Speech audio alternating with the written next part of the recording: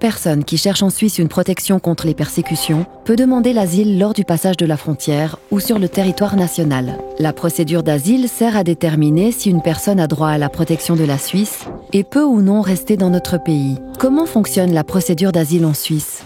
Le requérant d'asile est d'abord attribué à l'une des 6 régions procédurales où il sera hébergé dans un centre fédéral pour requérants d'asile. Ces centres se trouvent à Altstetten, Bâle, Berne, Boudry, Balerna-Novazzano et Zurich. Afin d'optimiser les processus, tous les acteurs qui participent à la procédure d'asile travaillent sous un même toit.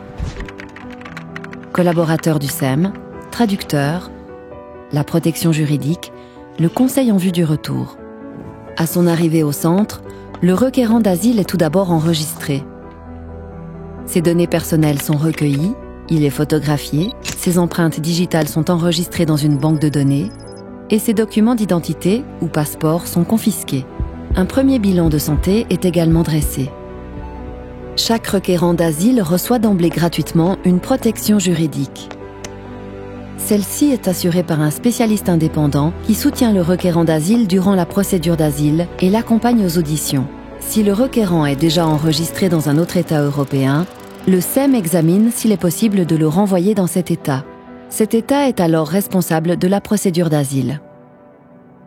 Si le SEM entre en matière sur la demande d'asile, il procède à une audition détaillée. Le requérant d'asile peut y exposer ses motifs de fuite et présenter ses moyens de preuve.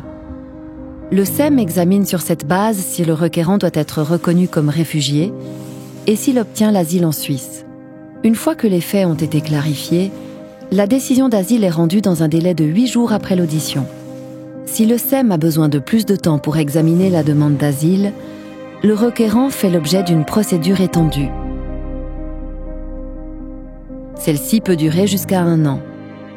Le requérant est alors hébergé dans un centre cantonal. Après avoir procédé à l'examen individuel de la demande, le SEM communique sa décision au requérant d'asile.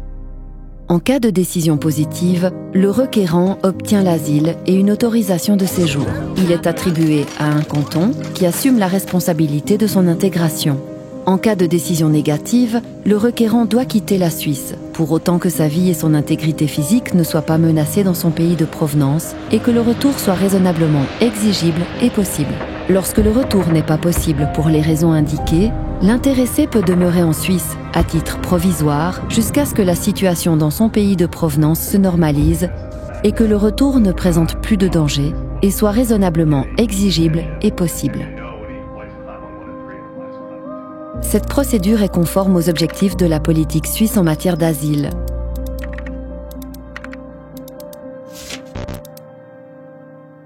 Toute personne qui a droit à la protection de la Suisse doit l'obtenir aussi rapidement que possible. Celle qui n'y a pas droit doit quitter la Suisse.